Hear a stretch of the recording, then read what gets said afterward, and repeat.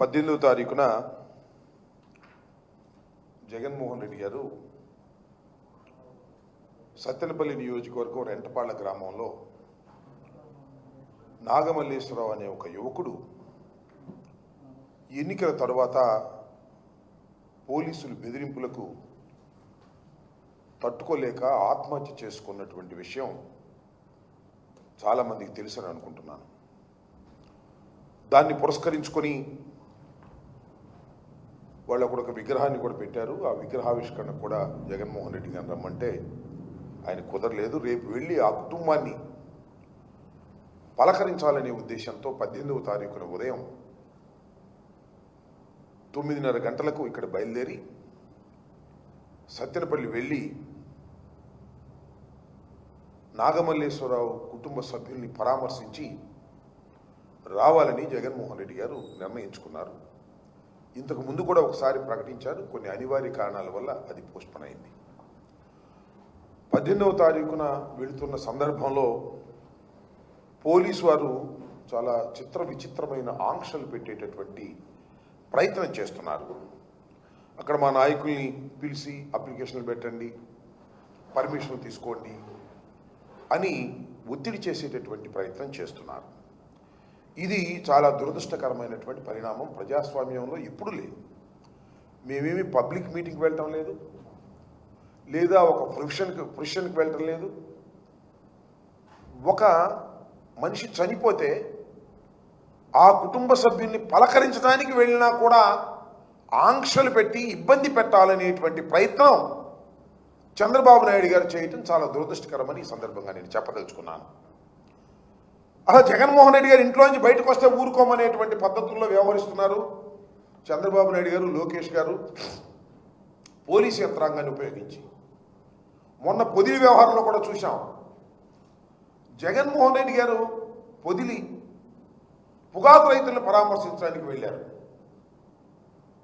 వెళ్తే ఏంటంటే మీరు చేసే ఎకిలి చేష్టం నాకు అర్థం కాలేదు. అమరావతి మహిళ లేదు ఎవరు అన్నారని కేసులు పెట్టారు, అది వేరే విషయం. కొమ్మినేని శ్రీనివాస్ గారిని అరెస్ట్ చేశారు, అది వేరే విషయం. అక్కడ మహిళల్ని రెచ్చగొట్టి ఓ 10 మందిని నల్లబెల్లులు పెట్టి క్షమాపణ చెప్పాలి, ఎదురు వస్తారా? ఏమిటి చేష్టని అడుగుతా ఉన్నా. అదేమంటే వాళ్ళ మా మీద అందరి మీద కేసులు పెట్టారు. కేసులు పెట్టి కోర్టులో ప్రొడ్యూస్ చేసేటువంటి పరిస్థితి చేస్తున్నారు. ఒక రాక్షసత్వంగా మీరు ప్రవర్తిస్తున్నారు. ఇవాళ జగన్మోహన్ రెడ్డి గారు కూడా రెంటపాళ్ల గ్రామం వెళ్ళి ఆ కుటుంబాన్ని పరామర్శించాలనుకుంటే ఒక బాధిత కుటుంబం పోలీసుల యొక్క దౌర్జన్యం వలన, పోలీసుల యొక్క హెరాస్మెంట్ వలన ఆత్మహత్య చేసుకున్నటువంటి వ్యక్తి నాగమల్లేశ్వరరావు. ఇవాళ కూడా ఒక ఆయన గుత్తా లక్ష్మణ్ గారు పోలీసు హెరాస్మెంట్ తట్టుకోలేక ఆయన కూడా విషం తాగి వాళ్ళ హాస్పిటల్లో చావు బతుకుల మధ్యలో ఉన్నాడు. ఈ విధంగా పోలీసు యంత్రాంగం మా నాయకుల మీద పడి ఇష్టం వచ్చినట్టుగా ప్రవర్తన చేస్తుంటే వారికి మనోధైర్యాన్ని కల్పించడం కోసం, వారి కుటుంబాలకు మనోధైర్యాన్ని కల్పించడం కోసం జగన్మోహన్ రెడ్డి గారు వెళ్తే మేము సహించమనే పద్ధతుల్లో ఇది చాలా దుర్మార్గమైనటువంటి అంశం. ప్రజాస్వామ్యంలో ఇవి తగదు. అనేక సందర్భాల్లో అనేక చోట్లకి వెళ్తాం, వాళ్ళని పరామర్శిస్తాం. సరే, జగన్మోహన్ రెడ్డి గారు వెళ్తున్నారంటే చాలామంది అనుసరిస్తారు. అది భగవంతుడు ఇచ్చినటువంటి అదృష్టం, రాజశేఖర రెడ్డి గారు ఇచ్చినటువంటి క్రేజ్ ఆయనకి. దాన్ని మీరు ఎలా కంట్రోల్ చేసుకోవాలో ఆలోచించాలి తప్ప ఈ రకమైనటువంటి పిచ్చి చేష్టలు చేయటం చంద్రబాబు నాయుడు గారికి, పోలీస్ యంత్రాంగానికి సరైనటువంటి విధానం కాదని ఈ సందర్భంగా నేను చెప్పదలుచుకున్నాను. ఈ భారతదేశంలో ఎక్కడికైనా వెళ్ళి స్వేచ్ఛ భారత పౌరుడికి ఉంది. దానిలో మాజీ ముఖ్యమంత్రి గారికి ఖచ్చితంగా ఉంటుంది. తమ కార్యకర్త మరణిస్తే ఆ కుటుంబాన్ని ఓదార్చవలసినటువంటి బాధ్యత జగన్మోహన్ రెడ్డి గారికి ఉంది. కాబట్టే 18వ తారీఖున వెళ్ళి వారిని పరామర్శించి పలకరించి రావాలని నిర్ణయించుకున్నారు, వెళ్తున్నారు. దానికి మీరు అడ్డంకులు సృష్టించడం సరైనటువంటి విధానం కాదు. అది అప్రజాస్వామికం, కక్షపూరితం. అది జగన్మోహన్ రెడ్డి గారు బయటకు వస్తే మేము బతకలేమనేటువంటి పరిస్థితులు మీరుంటే నాకు అర్థం కాదు. మీ తెలుగుదేశం పార్టీ బయట రాకుండా లోపల ఎట్టి పెట్టేస్తారు. మన ఇళ్లలోనే మా కార్యకర్తలు ఏమైనా జైల్లో పడేస్తున్నారు. జగన్మోహన్ రెడ్డి గారిని ఇంట్లో బంధించి ఏదో చేయాలని మీరు అనుకుంటున్నారు. ఇది చాలా ప్రమాదకరమైనటువంటి సంకేతాలు ఇస్తుంది. ఇప్పటికైనా చంద్రబాబు నాయుడు గారు, లోకేష్ గారు, తెలుగుదేశం పార్టీ ఇలాంటి అప్రజాస్వామికమైన విధానాలను పక్కన పెట్టి ప్రజాస్వామ్యయుతంగా ప్రవర్తించాలని మీ ద్వారా వారికి హెచ్చరిస్తున్నారు. ఎవరు ఎవరు ఎస్ చెప్పండి. మేము ఇంతవరకు వెళ్ళాం, ఇన్ని పర్యటనలకు వెళ్ళాం. ఎక్కడ లా అండ్ ఆర్డర్ సమస్య వచ్చిందండి? ఎక్కడ లా అండ్ ఆర్డర్ సమస్య వచ్చింది? మీరు ఎదురు వచ్చిన చోట వచ్చింది. మీరు ఎదురు రావచ్చా? పొగాకు రైతులను పరామర్శించడానికి వెళ్తే బెలూన్లు పెట్టుకుని ఎదురు వస్తారండి. ఎవరిదండి తప్పు? మాదా? చెప్పమని అడుగుతా ఉన్నా. మేము ఇన్ని చోట్లకు వెళ్ళాం పరామర్శలకి, ఎప్పుడైనా వచ్చిందా? You are creating. మీరు బ్యాడ్ ఇంటెన్షన్తో జగన్మోహన్ రెడ్డి గారి పర్యటనని భగ్నం చేయాలని, జగన్మోహన్ రెడ్డి గారి పర్యటనలో హింస సృష్టించాలని చంద్రబాబు నాయుడు, లోకేష్ కావాలని ప్రయత్నం చేస్తున్నారు. పొదిల్లో ఏం జరిగిందని అడుగుతా ఉన్నా.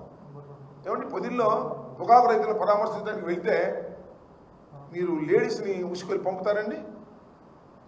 జగన్మోహన్ రెడ్డి గారిని క్షమాపణ చెప్పమని కొమ్మినేని గారిని అరెస్ట్ చేసి ఏమిటి అన్యాయం? నాకు అర్థం కాల. మొన్న మిర్చి రైతులను పరామర్శించడానికి వెళ్తే సెక్యూరిటీ లేకుండా తీసేస్తారా? అంటే ఏంటి, ఏం చేస్తున్నారు మీరు? మేము వెళుతున్నది ప్రజల సమస్యల కోసం వెళుతున్నాం. ఆ సమస్యల కోసం వెళుతుంటే మీరేదో భావోద్వేగాలను రెచ్చగొట్టి మా మీదకు ఉసిగొల్పి పోలీస్ యంత్రాంగం మీ దగ్గర ఉందని నేను అడుగుతా ఉన్నా. కొమ్మినేని శ్రీనివాస్ గారిని అరెస్ట్ చేశారు, ఆయన కృష్ణరాజు గారిని అరెస్ట్ చేశారు. చట్ట ప్రకారం మీరు అరెస్ట్ చేశామని అనుకుంటున్నారు.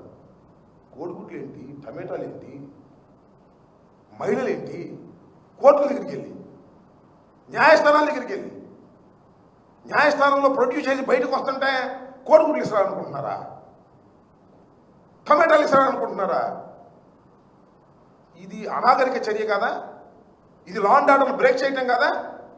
మాదా తప్పు మీదా? గుర్తుపెట్టుకోమని మనం చేస్తున్నా. మిస్టర్ లోకేష్, మిస్టర్ నారా చంద్రబాబు నాయుడు గారు, మీరు అధికారం ఉందని అతిగా ప్రవర్తిస్తున్నారు. గుర్తుపెట్టుకోండి. మానవుడికి స్వేచ్ఛ ఉంది. ఆ స్వేచ్ఛ ప్రకారం మేము వెళ్తున్నాం. That is our right. మీరు ఇటు పోలీసులను ఉపయోగిస్తారు, ఇటు మీ కార్యకర్తలను రెచ్చగొట్టి మీరు ఆ కార్యకర్తలను ఉపయోగిస్తారు. ఏదైనా జరిగితే కేసులు మా మీద పెడతారు. ఇదేగా జరుగుతుంది. ఇంతకన్నా ఏమైనా తేడా ఉందా చెప్పండి. రాష్ట్ర ప్రజానీకాన్ని అడుగుతా ఉన్నా నేను. ఇంతకన్నా ఏమైనా తేడా ఉందా? ఓ పక్కన కేసులు పెడతారు, మరో పక్కన జనాన్ని రెచ్చగొడతారు, కోడిగుడ్లు లేపిస్తారు, టమాటాలు లేపిస్తారు, ఏదైనా కేసులు మా మీద పెడతారు. ఎన్నాళ్ళు సాగుద్దే ఇది? చూద్దాం. అది కూడా ఎన్నాళ్ళు సాగుతుందో ఈ ప్రజాస్వామ్య దేశంలో. గుర్తుపెట్టుకుని మనం చేస్తున్నా లా అండ్ ఆర్డర్ని బ్రేక్ చేయాలనేటువంటి ఉద్దేశం కానీ, హింసను ప్రేరేపించాలనే ఉద్దేశం కానీ మాకెందుకు కూడదండి. మేము ఓడిపోయాం. ప్రజాస్వామ్యయుతంగా ప్రజా పోరాటాల ద్వారా ముందుకు వెళ్ళాలని అనుకునేటువంటి వ్యక్తులు ఈ రాష్ట్రంలో అనేకమైనటువంటి వాగ్దాన భంగాలు జరుగుతూ ఉన్నాయి. వాటిని అన్నింటినీ ప్రజల్లోకి తీసుకువెళ్తున్నాం, అంతే, సింపుల్. దానికి కడుపు మండి మీరేం చేయలేక జగన్మోహన్ రెడ్డి గారు బయటకు వస్తే జనం వస్తున్నారు, జనం వస్తే మన కాన్ఫిడెన్స్ తగ్గిపోద్ది, జగన్మోహన్ రెడ్డి గారు పెరిగిపోతున్నాడని భయాందోళన తప్ప ఏమైనా ఉందా? ఇది ఎన్నాళ్ళు అనుస్తారండి మీరు? నాకు అర్థం కాలేదు. జగన్మోహన్ రెడ్డి గారికి విపరీతమైన ప్రజాదరణ రోజు రోజుకి పెరుగుతుంది. అది చూసి మీరు భయపడుతున్నారు. అది చూసి దాన్ని నొక్కేయాలనుకుంటున్నారు. ఏమన్నా నొక్కుతారా? నాకు అర్థం కాల. ఎవరిది? చంద్రబాబు గారి మంచితనం చాలా కాలం నుంచి చూస్తున్నాగా. ఎన్టీ రామారావు అధికారంలో దించి దగ్గర నుంచి చూస్తున్నాము. ఏమండి, హరికృష్ణని పక్కన నెట్టిన దగ్గర నుంచి ఆయన మంచితనం చూస్తున్నాం. ఆయన పేరేంటి వెంకటేశ్వరరావు పక్కన నెట్టినప్పటి నుంచి మనం మంచితనం చూస్తున్నాం. చాలా కాలం నుంచి ఆయన మంచితనాన్ని చూస్తున్నాం. మన కొత్తగా చూసేది ఏముంది? కొత్తగా చూసే మంచితనం ఏమి లేదు. ఇప్పుడు ఆయనకి 75, 76 ఉన్నాయి, నాకేమో 66, 67 ఉన్నాయి. నా చిన్నప్పటి నుంచి ఆయన మంచితనం చూస్తానే ఉందా. ఇందిరాగాంధీకి వెన్నుపోటు పొడిచి మామగారి పార్టీలోకి వచ్చిన మంచితనాన్ని చూసాం. ఆ మామగారిని వెన్నుపోటు పొడిచి పార్టీ మొత్తాన్ని ఆక్రమించుకున్న మంచితనం చూసాం. హరికృష్ణ తొక్కేసిన ముందే మంత్రి ఇచ్చాడు హరికృష్ణకి, తర్వాత తొక్కేసిన మంచితనం చూసాం. వెంకటేశ్వరరావు గారిని తొక్కేసిన మంచితనం చూసాం.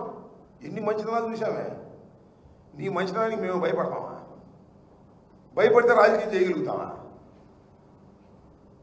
చెప్పావులే మంచితనం గురించి, నువ్వు చెప్పాలి, మేము వినాలి. చంద్రబాబు గారు